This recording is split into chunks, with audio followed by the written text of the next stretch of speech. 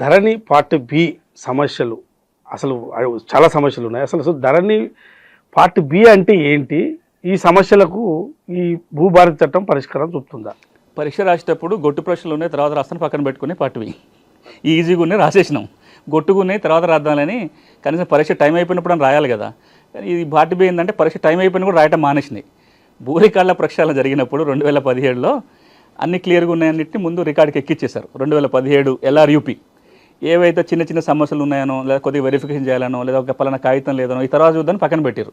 ఇవి మళ్ళీ ఎక్కియొచ్చులే తర్వాత అని అట్లా ఎక్కియకుండా మిగిలిపోయినాయే పార్ట్ బి. తెలంగాణలో పార్ట్ బిలో 18 లక్షల ఎకరాల భూమి ఉంది. ఎందుకు పెట్టారు పార్ట్ బిలో అని మేము అంకెలు అడిగాం ధరణి కమిటీలో ఉన్నప్పుడు. 23 రకాల కారణాలతోటి పార్ట్ బిలో పెట్టారు. ఎట్లాంటి కొన్ని చిన్న కారణాలు అంటే మీరు ఆధార్ నెంబర్ ఇవ్వలేదని పార్ట్ బిలో పెట్టారు, ఆధార్ నెంబర్ మ్యాచ్ కావట్లేదని పార్ట్ బిలో పెట్టారు, కేసు ఉంటే పార్ట్ బిలో పెట్టారు, అట్లా రకరకాలుగా.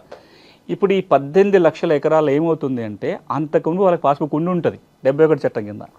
పార్ట్ బిలో పెట్టడం వల్ల ధరణి బుక్ రాలేదు. ఎంతమంది ఉన్నారో ఒకసారి మీరు అంకెలలో చూస్తే, నిన్న మొన్న ప్రభుత్వం ఏర్పడిన తర్వాత మేము ఆచారంలో పైలట్ చేస్తే 10 గ్రామాలలోనే 2000 మందికి సమస్య ఉంటే 350 మంది పార్ట్ బి వాళ్ళే, అంటే పాత బుక్ ఉంది కొత్త బుక్ రాలేదు. గత నెల ప్రభుత్వం ఈ 4 మండలాల్లో పైలట్ నిర్వహించి రెవెన్యూ సదస్సులు పెట్టి దరఖాస్తులు తీసుకుంటే దాదాపు 12,000 దరఖాస్తులు వచ్చినాయి. 3,500 మంది పార్ట్ బి, అంటే పాత పాస్బుక్ ఉంది కొత్తది రాని వాళ్ళు. అంటే అంతమందికి పాత బుక్ ఉండి కొత్తది ఎందుకు రాలేదు అంటే పార్ట్ బిలో ఉన్నారు. ఇప్పుడు భూభారతి చట్టం ఏమంటుందంటే పార్ట్ బిలకు కూడా సెక్షన్ 4 కింద దరఖాస్తు పెట్టవచ్చు, ఆర్డీఓ కానీ కలెక్టర్ కానీ పరిష్కారం చేసి పాస్బుక్లు ఇవ్వచ్చు. ఓకే, భూభారతి చట్టం ద్వారా అంటే కొనుగోలు చేసిన భూమికి మ్యూటేషన్ ఏ విధంగా చేస్తారు, దాని ప్రక్రియ ఎట్లా జరుగుతుంది? అంటే ఇప్పుడు మనం ఇంతకుముందు మాట్లాడింది కొనుగోలుకు సంబంధించింది. ఆటోమేటిక్ ఇంతకుముందు జరిగింది రిజిస్ట్రేషన్ కాగానే మ్యూటేషన్ అయిపోతుంది. నేను ఇంతకుముందు మార్పు పాస్ పుస్తకం వచ్చే టైం ఎంత, డ్యూరేషన్ ఇదంతా ఉంటుంది కదా. ఇప్పుడు మళ్ళీ 3 రకాలుగా ఉంటాయి మ్యూటేషన్స్. ఇప్పుడు మనం ఏమంటున్నాం అంటే భూభారతి చట్టము ధరణి చట్టానికి ఒక ప్రధాన వ్యత్యాసం చూస్తే, భూమి హక్కు ఏ విధంగా వచ్చినా రికార్డుకి ఎక్కించే బాధ్యత ప్రభుత్వం మీద ఉంటుంది. అది నేను కొనుగోలు చేస్తే రావచ్చు, వారసత్వంగా రావచ్చు, కోర్టు డిగ్రీ రావచ్చు, ఏదైనా రకరకాల 30/18 13B రకరకాల మార్గాల్లో రావచ్చు.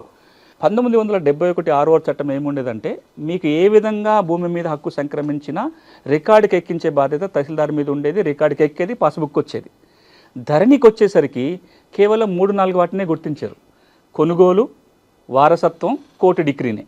కానీ భూభారతి ఏమంటుందంటే ఒక వ్యక్తికి 18 రకాలుగా భూమి రావచ్చు అని లిస్ట్ చేసి, ఈ 18 రకాలుగా భూమి వస్తే ఏ విధంగా రికార్డుకి ఎక్కించాలి, ఏ విధంగా పాస్బుక్ ఇవ్వాలి అనేది 3 సెక్షన్లో విడగొట్టి పెట్టడం జరిగింది. Section 5, section 7, section 8. మనం ఇంతకు ముందు మాట్లాడుకున్నది సెక్షన్ 5. కొనుగోలు ద్వారా కనుక భూమి వస్తే ఎట్లా మ్యూటేషన్ జరుగుతుందని మనం ఇంతకుముందు మాట్లాడాం. ఇక మిగతా అంశాలన్నీ కూడా సెక్షన్ 7లో సెక్షన్ 8లో ఉంటాయి. సెక్షన్ 7 అనేది వారసత్వంగా వస్తే ఏం చేయాలనేది దాంట్లో చెప్తాను జరుగుతుంది. సెక్షన్ 8 అనేది ఇతర పద్ధతుల్లో భూమి వస్తే మ్యూటేషన్ ఎట్లా అనేది దాంట్లో ఉంటుంది. కొనుగోలు చేసినప్పుడు మాత్రం వెంటనే జరిగిపోతుంది. రిజిస్ట్రేషన్ జరగగానే మ్యూటేషన్ జరిగిపోతే టైం గ్యాప్ ఏదీ లేదు. మీ డాక్యుమెంట్ దస్తావేజు రిజిస్ట్రేషన్ అయిపోతుంది, వెంటనే మ్యూటేషన్ అయ్యి మీ చేతికి పాస్బుక్ వస్తుంది.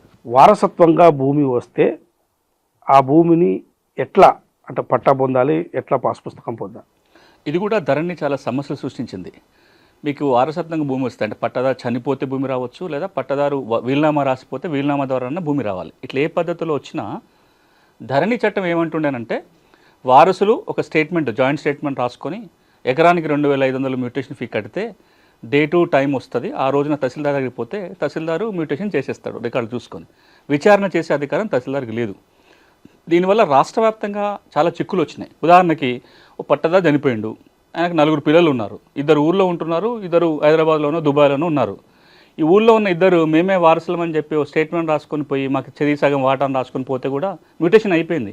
ఎందుకంటే వారసులు ఎవరో ఎంక్వైరీ చేసే అధికారం తహసీల్దార్కి లేదు కాబట్టి. ఇట్లాంటి చిక్కులు రాకుండా ఉండాలి అంటే వారసుల వీళ్ళేనా, వీళ్ళ వారసుల మధ్యలో వివాదం ఉందా, ఆడపిల్లలు కూడా వాళ్ళకి హక్కు ఉంటుంది, అది కూడా విచారణ జరగాలి.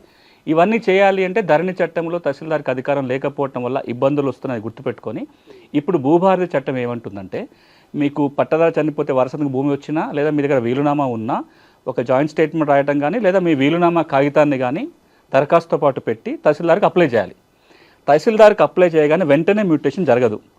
30 రోజుల్లోగా తహసీల్దారు ఎంక్వైరీ చేయాలి, వారసులకు నోటీసులు ఇవ్వాలి, విచారణ చేసి వారసుల మధ్యలో వాటా నిర్ధారణ చేసుకొని వివాదం లేదని నిర్ధారణకు వచ్చినాక 30 రోజుల్లో మ్యూటేషన్ చేస్తాడు.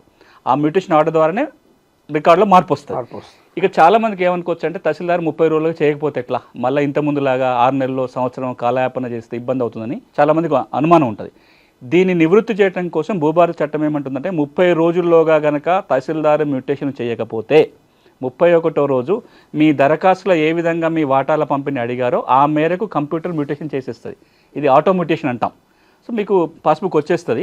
కానీ ఒక మండలంలో కనుక ఎక్కువ ఆటో మ్యూటేషన్ జరిగితే రెవెన్యూ అధికారులు వాళ్ళు రివ్యూ చేస్తారు, తహసీల్దార్ మీద చర్యలు తీసుకోవడానికి కూడా ఉంటుంది ఆటో మ్యూటేషన్ చేయకుండా. సో ఇది ఏమవుతుంది, వారసత్వంగా భూమి వస్తే విచారణ చేసి నిజమైన వారసులకి వాళ్ళ హక్కుల మేరకు మ్యూటేషన్ చేసే విధంగా సెక్షన్ 7 భూభారతి చట్టంలో పొందుపరిచారు. సో మొత్తం ఓవరాల్గా విచారణ జరగాల్సిందే వారసత్వం అనేది. ఇప్పుడు మీకు రిజిస్ట్రేషన్ జరిగినప్పుడైతే విచారణ లేదు, అప్పటికప్పుడే జరిగిపోతుంది. వారసత్వంగా భూమి వచ్చినప్పుడు మాత్రం స్థానికంగా విచారణ చేసిన తర్వాతనే మ్యూటేషన్. ఓకే, మరొకటి ప్రధానమైంది కోర్టు డిగ్రీ లావణి పట్టా 38 ఓఆర్సి పొందిన ల్యాండ్స్ ఎవరైతే ఉంటారో రైతులు, వారు పాస్ పుస్తకం ఎలా పొందాలి భూభారతి చట్టం ద్వారా? ఇప్పుడు నాకు రకరకాలుగా భూమి వచ్చే అవకాశం. ప్రభుత్వం అసైన్మెంట్ పట్టా ఇచ్చింది ఒక పద్ధతి, లేదా నేను ఇనాం భూమికి ఓఆర్సీ తెచ్చుకున్నా, నా దగ్గర ఓఆర్సీ ఉంది కానీ ఇంకా పాస్బుక్ రాలేదు.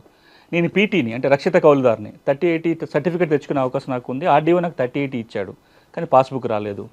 లేదు నేను అసైన్మెంట్ భూమి కొనుగోలు చేశా, భూమి లేని పేద వ్యక్తి కనుక అసైన్మెంట్ భూమి కొంటే 2017 డిసెంబర్ 31 కంటే ముందు వాళ్ళకి పట్టా ఇవ్వచ్చు. ఇచ్చే అధికారం కలెక్టర్కి ఉంటుంది. నాకు అట్లా సర్టిఫికేట్ వచ్చింది. కానీ వీటిని ఏవి తీసుకొచ్చి ఆర్ఓఆర్ ఎక్కియాలంటే ధరణిలో అవకాశం లేదు. ఓకే, ఇప్పుడు భూభారత్ ఏమంటుందంటే మీరు చెప్పిన అన్నీ కూడా కోర్టు డిగ్రీ 38 ఓఆర్సీ 13B ఏ విధంగా భూమి వచ్చినా ఆర్డీఓకి దరఖాస్తు పెట్టుకోవాలి, ఆర్డీఓ విచారణ చేయాలి. మీకు హక్కులు వచ్చిన మాట వాస్తవం అయితే రికార్డుకి ఎక్కుతుంది, మీకు పాస్ పుస్తకం వస్తుంది.